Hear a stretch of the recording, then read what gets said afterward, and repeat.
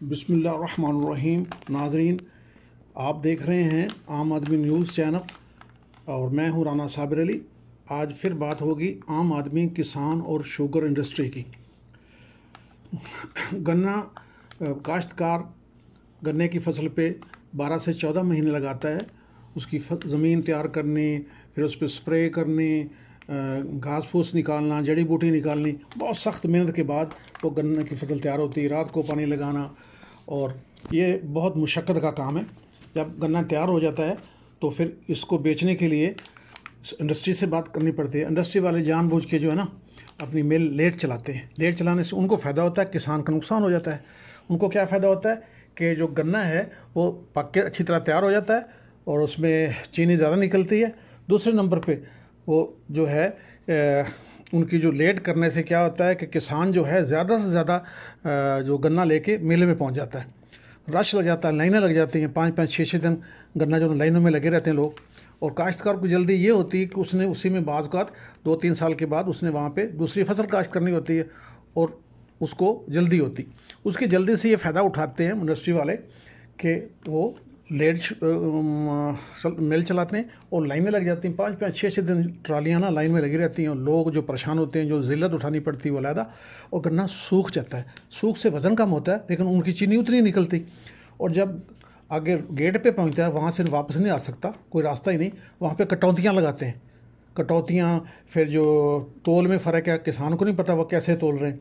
अच्छा, तोल हो गया, गन्ना ले लिया, चीनी बन गई, उसके बाद कई महीने तक पैसा नहीं देते। और ये 4 महीने की मिल चलती है तो 4 महीने लोगों को रोज़गार मिलता है।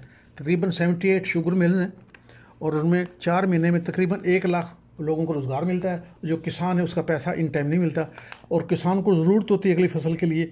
फिर औने पौने में उसके जो है ना जो रसीदें बिक जाती हैं और रसीदें लेने वाले भी ज़्यादा टाउट लोग होते हैं। मिल वाले खुद ही खरीद लेते हैं और कई महीने अगर वो खुद लेना चाहे तो कई महीने तक पैसा नहीं मिलता।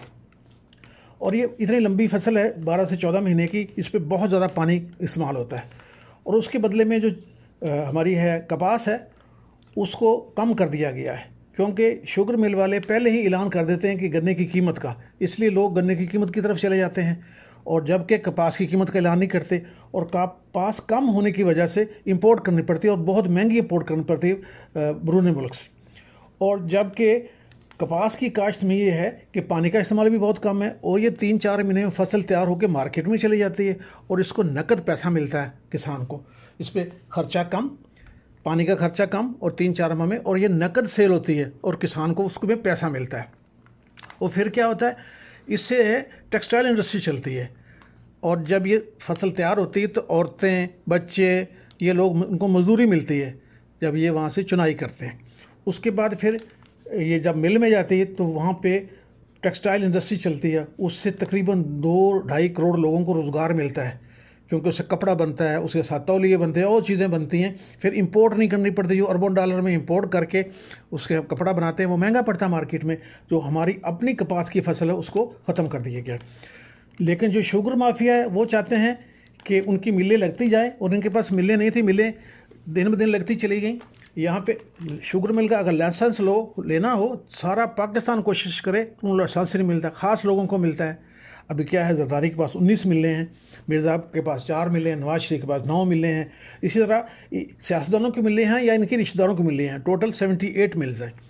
और ये फिर क्या करते हैं कि ये सब्सिडीज़ देते हैं कि हमारे पास सरप्लस होगी, हमने एक्सपोर्ट करनी, गवर्नमेंट से अरबों रुपये ले लेते हैं, क्योंकि गवर्नमेंट हुकूमत में भी ये एज ए मिनिस्टर बैठे होते हैं और मिलें भी इनकी होती हैं, तो खुद ही कानून बनाते हैं, खुद ही सब्सिडी लेते हैं और अरबों रुपए की ये सब्सिडी अपने जेब में डालते हैं। फिर एक्सपोर्ट करते हैं। एक्सपोर्ट होती या नहीं होती, कागज़ों में होती, अल्लाह जाने। उसके बाद फिर शार्टेज पैदा करते हैं। शार्टेज ये खुद ब खुद पैदा करते हैं। शार्टेज ये खुद पैदा करते हैं।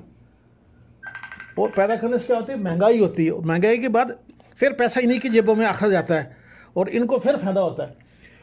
और इसका ये होना चाहिए कि किसान जो है कपास बोए और ये जो ऑयल वाली फसलें हैं जहाँ से तेल निकलता है, सूरजमुखी है और सरसों है, ये तेल जो हमें इंपोर्ट करना पड़ता है घी बनाने के लिए, तो उस पर तवज्जो देनी चाहिए। गवर्नमेंट को चाहिए कि इनकरेज करें किसान को, वो कपास काश्त करे और तेल वाली फसलें काश्त करे जहाँ से ऑयल निकलता है, जैसे घी बनता है, वो इम्पोर्ट ना करना पड़े।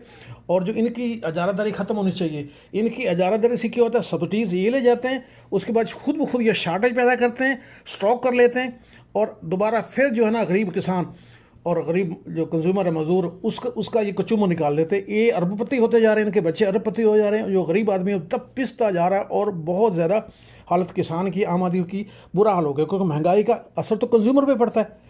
शार्टेज पैदा करके कीमत बढ़ाते हैं, वो भी इनकी जेब में चला गया।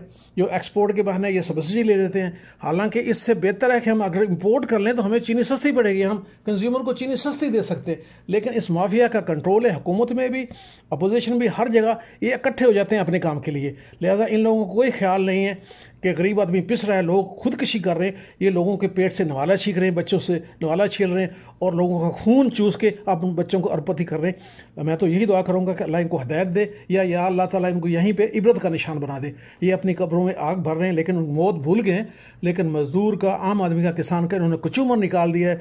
हम पिसते जा रहे हैं और बेरोजगार होते जा रहे हैं। हालात इतने ख़राब हैं कि कोई फैसिलिटी नहीं, कोई सहूलत नहीं। लेकिन इनके लिए बैरून मुल्क भी, अंदरून मुल्क भी, इनके पास जहाज़, इनकी मिलें बढ़ती जा रही हैं। आम आदमी जो है ना, वो बिल्कुल उसकी गुर्बत की दलदल में फंसता जा रहा है।